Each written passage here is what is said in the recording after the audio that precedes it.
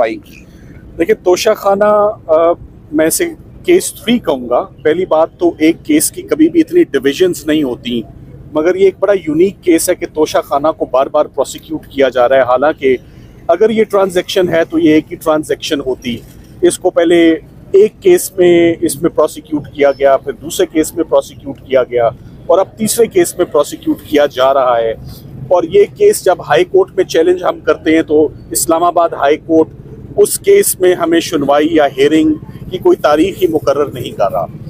आज दोबारा तोशा खाना, जिसे हम बुल्गेरिस एक्ट की प्रोसिक्यूशन कहते हैं, जिसमें मियाँ बीवी द यूजुअल सस्पेक्ट्स वो दोबारा इसमें मुलजिम हैं। आज शाहरुख अर्जुमंद साहब ने जब इसकी कार्रवाई शुरू की तो आज एक दफ़ा फिर सिर्फ और सिर्फ एक मुझे वाहिद अंदर एंट्री की इजाज़त मिली।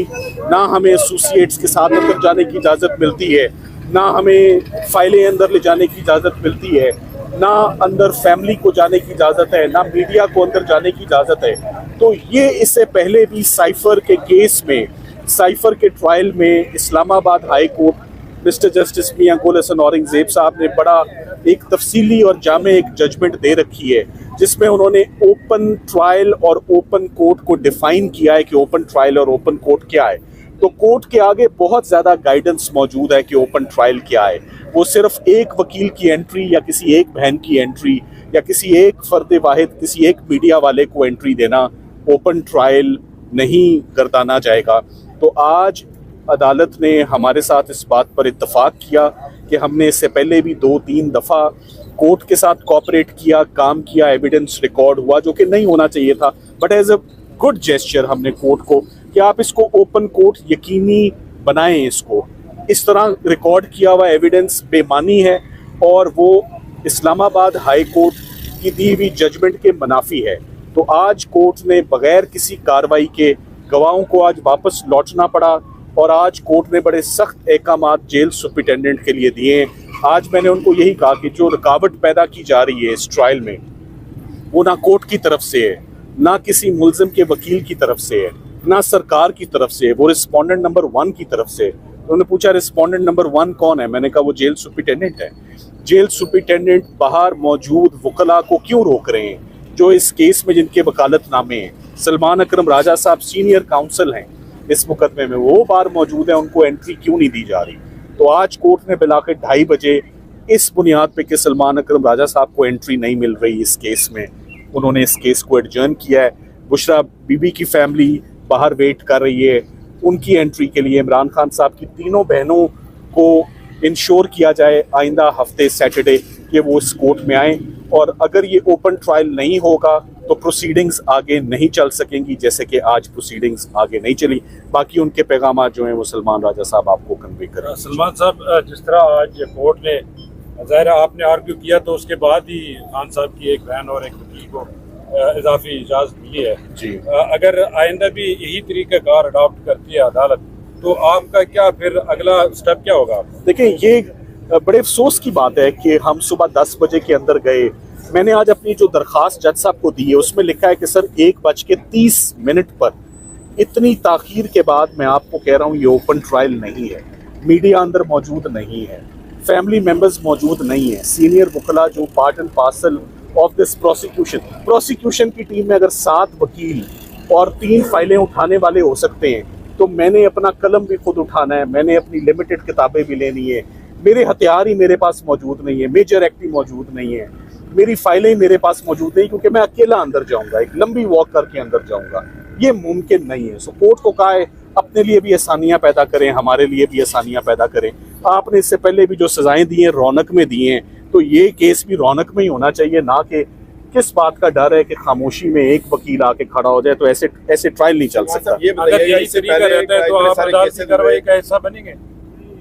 जैसे आज देखें, बड़ी क्लियर बात है, आज हमारी एप्लीकेशन का मतन ये था कि कोई फर्दर प्रोसीडिंग्स या कोई एविडेंस रिकॉर्ड नहीं हो सकेगा, क्योंकि that evidence would be declared and that those proceedings would be declared as null and void as they have already been declared null and void in cipher case. जैसे cipher case में ये नल and void हो चुकी हैं, वैसे ये proceedings भी vitiate हो जाएंगी। तो मजीद कोई एविडेंस ना रिकॉर्ड करें, हमने आज कोर्ट से माजरत की है कि हम मजीद काम नहीं कर सकते, मगर कोर्ट ने यकीन दहानी करवाई है। पहले कोर्ट कोशिश करता रहा है 1.5-2 घंटे, मगर नाकाम रहा है। एक खालिद यूसुफ साहब का अंदर आ जाना या एक बहन का अंदर आ जाना वो ओपन ट्रायल नहीं है। ओपन ट्रायल जैसे शाहरुख अर्जुमन साहब को अच्छी तरह मालूम है, जज साहब को, जैसे वो पहले करते आए वैसे ही उन्होंने कहा उसको आपने रिज्यूम करना है, कंटिन्यू करना है विद द सेम प्रैक्टिस जो डिसकंटिन्यू हुई है। आप पूछे सवाल। बताइएगा कि इससे पहले इतने सारे केसेस चलते रहे और आप भी आते रहे, साइफर था, केस था, तोशा खाना था। सवाल ये पता होता है इससे पहले इतनी रिस्ट्रिक्शन नहीं थी, आप क्यों होंगी? और फिर दूसरा ये भी साफ बता दीजिएगा कि इससे पहले भी 12 दफ़ा अदालत की तरफ से कहा गया कि हम देखते हैं, और आपने 12 दफ़ा इससे पहले अदालत में ये एप्लीकेशन भी सबमिट करवाई कि हमारे मुतल्ला को अंदर नहीं जाने की इजाज़त दीजिए। आप क्या लग रहा है आपको कि क्या ऐसा नहीं होगा? फिर देखिए, ये सारा जो मैं इसको देखता हूँ, the way I look at it, Imran Khan साहब और बुशरा इमरान पे सख्तियाँ दिन ब दिन बढ़ाई जा रही हैं। आज भी उनका जो मेन एतराज़ था कि मुझे मेंटली इतना ज़्यादा टॉर्चर करने की कोशिश की जा रही है, ब्रेक करने के लिए, सिर्फ उनको टफ टाइम देने के लिए, किताबें ना देना, टीवी बंद कर देना, अखबार ना देना, बच्चों से बात ना करने देना, बीवी से ना मिलने देना, वकला से ना मिलने देना। आज उन्होंने 3 दफ़ा कहा my focal person is mister Salman Akram Raja, we will not proceed without him. मेरा रोल है क्रिमिनल केसेस को ओवरसी करना, मुझे सलमान अकरम राजा साहब ओवरसी करते हैं। ओवरऑल तमाम केसेस की जिम्मेदारी कॉन्स्टिट्यूशनल क्रिमिनल, कोई एक मुकदमा तो नहीं है ना, बेशुमार मुकदमे। अब आज के तोशा खाना मुकदमे में एक ऐसी इंस्ट्रक्शन थी, ऐसी डिस्कशन थी जो मैं ज़रूरी समझता हूँ, मेरी सलमान अकरम राजा साहब से उसके साथ मशावरत होना ज़रूरी है। सरकार अपनी मशावरत कर सकती है, इमरान खान के वकील आपस में मशावरत नहीं कर सकते। Is that fair? क्या ये फेयर ट्रायल है? क्या ये ओपन ट्रायल है कि एक वकील दूसरे वकील से डिस्कस ना कर सके हिकमत अमली, लीगल हिकमत अमली? ये तमाम चीज़ें, इनका और कोई मकसद नहीं, इनका मकसद सिर्फ और सिर्फ हालात मज़ीद टफ करना, मज़ीद फ्रस्ट्रेट करना, चीज़ों को मुश्किल बनाना।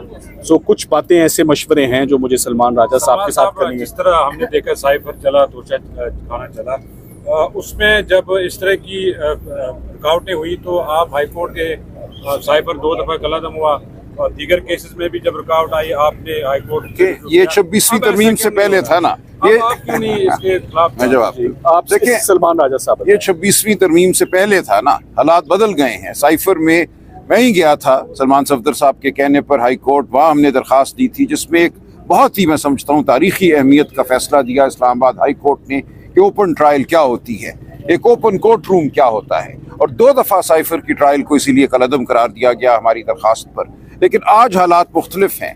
आज हाई कोर्ट के अपने फैसले पर अमल नहीं होता। मुलाकात के हवाले से आप जानते हैं 25 मार्च का फुल बेंच का फैसला है, उस पर एक दफ़ा भी अमल नहीं हुआ। 25 मार्च के बाद हम 10 से ज़्यादा तौहीन अदालत की दरखास्तें जमा करा चुके हैं, जा के हम मिल चुके हैं, रजिस्ट्रार से हम मिले हैं, लेकिन वो मुकदमा लगता नहीं है, हमारी तौहीन अदालत की दरखास्त सुनी नहीं जाती। तो हालात बदल गए हैं, इसमें कोई तामुल नहीं। 26 तरमीम के बाद अब 27वीं बताई जा रही है, नवंबर दिसंबर में पेश हो रही है, बड़ी सारी चीज़ें उसके अंदर मज़ीद जो है वो सख्तियाँ आ रही हैं। तो आप इसके बारे में क्या? देखिए, पूरा निज़ाम इस वक्त हथकड़ी लग चुका है पूरे निज़ाम को, और उसको मुनज़्ज़म ये करना चाहते हैं तो करें, लेकिन ये मामला ऐसे चला नहीं करता। तारीख़ इसकी गवाह है कि कोई कौम इस किस्म की आइन और कानून से मावरा जो दरिंदगी है उसको बहुत देर बर्दाश्त नहीं करती। हम जो इस वक्त देख रहे हैं इसका शराफत से कोई ताल्लुक नहीं है, इसका आइन कानून से कोई ताल्लुक नहीं है। इसमें अगर मज़ीद सख्ती होगी तो कौम अपना जवाब इंशाअल्लाह देगी। Thank you.